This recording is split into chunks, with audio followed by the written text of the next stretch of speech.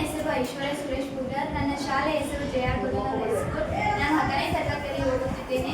ನಾನೀಗ challenge coaching ಸೆಂಟರ್ನಲ್ಲಿ ತರಬೇತಿಯನ್ನು ಪಡೆಯುತ್ತಿದ್ದೇನೆ. ನಾನು ಈಗ ಅನುವಂಶೀಯತೆಯೊಳಗೆ ಬರುವಂತಹ ಏಕತಳೀಕರಣ ಬಗ್ಗೆ ತಿಳಿದುಕೊಳ್ಳೋಣ. ಅನುವಂಶೀಯತೆ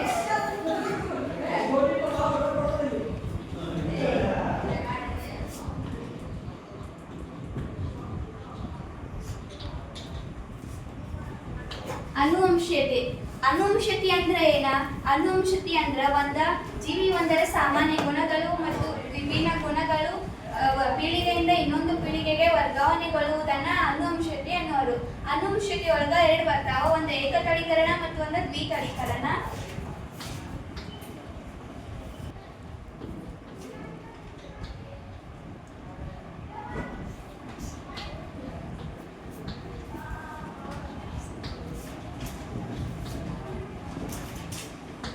ನಾವೀಗ ಏಕತಳೀಕರಣ ಬಗ್ಗೆ ತಿಳಿದುಕೊಳ್ಳೋಣ.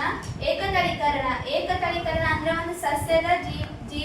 ಒಂದು ಸಸ್ಯದ ಗುಣದ ಲಕ್ಷಣಗಳಿಗೆ ಸಂಬಂಧಿಸಿದಂತೆ ಒಂದೇ ಪ್ರಭೇದದ 2 ಬೇರೆ ಬೇರೆ ಸಸ್ಯಗಳ ನಡುವೆ ಮಾಡುವ ಸಂಕರಣ. ಎತ್ತರವಾದ ಸಸ್ಯಗಳು ಮತ್ತು ಕುಬ್ಜದ ಸಸ್ಯಗಳಿಂದ ನಾವು ಸಂತತಿಯನ್ನು ಉತ್ಪಾದಿಸಬಹುದು. F1 ಸಂತತಿಯಲ್ಲಿ ಎಲ್ಲಾ ಸಸ್ಯಗಳು ಎತ್ತರವಾಗಿರ್ತಾವ, ಆದ್ರೆ F2 ಸಂತತಿಯಲ್ಲಿ ಎಲ್ಲಾ ಸಸ್ಯಗಳು ಎತ್ತರವಾಗಿರುವುದಿಲ್ಲ. ಬದಲಾಗಿ 4ನೇ ಒಂದು ಭಾಗ ಕುಬ್ಜವಾಗಿರ್ತದ. ನಾವು ಇಲ್ಲಿ ನೋಡಬಹುದ.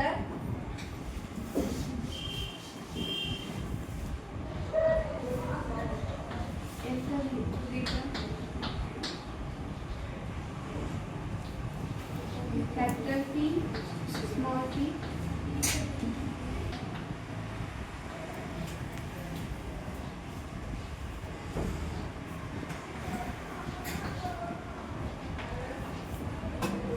ಇದಕ್ಕೆ ಪೋಷಕ ಸಸ್ಯಗಳು ಅಂತ.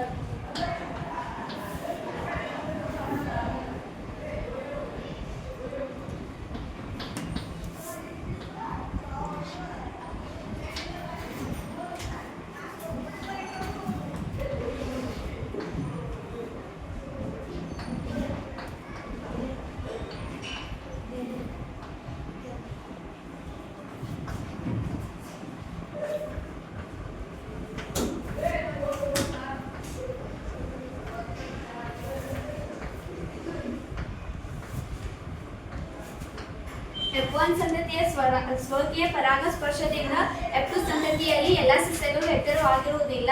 ಬದಲಾಗಿ 4ನೇ ಒಂದು ಭಾಗ ಕುಬ್ಜವಾಗಿರ್ತದ. ಈಗ ನಾವು F2 ಸಂತತಿಯಲ್ಲಿ ಇದು ನೋಡೋಣ.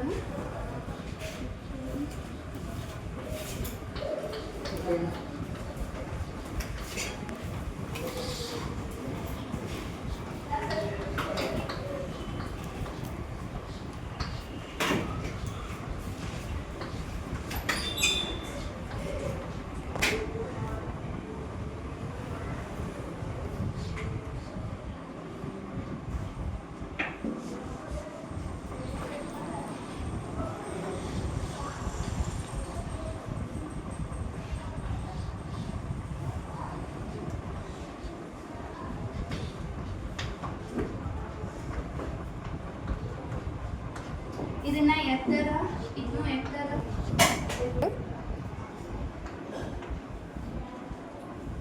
ಇದು ಕ್ಯಾಪಿಟಲ್ ಟಿ ಎತ್ತರ, ಮತ್ತು ಒಂದು ಕ್ಯಾಪಿಟಲ್ ಟಿ ಮತ್ತು ಒಂದು ಸ್ಮಾಲ್ ಟಿ ಬಂದ್ರೆ ಎತ್ತರ.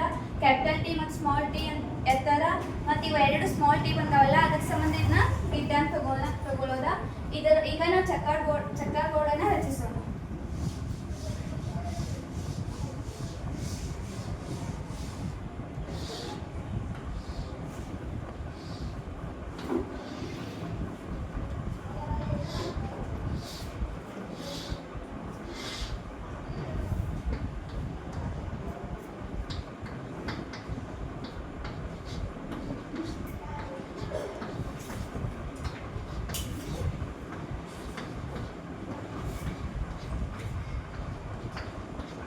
ಇತರ ಏಕರೂಪದ ವ್ಯಕ್ತರೂಪ ಅನುಪಾತ 3:1 ಮತ್ತು ಇದರ ಜೀರ್ಣ ನಮೂನೆ ಅನುಪಾತ 1:2:1. ಇದಕ್ಕೆ ಗುಪ್ತವಾಗಿರುವ ಅಂಶಗಳು ಒಟ್ಟಿಗೆ ಇದ್ದಾಗ ಇದರಲ್ಲಿ ಒಂದು ಮಾತ್ರ ಇನ್ನೊಂದಕ್ಕೆ ಸೀಮಿತವಾಗಿರ್ತದ.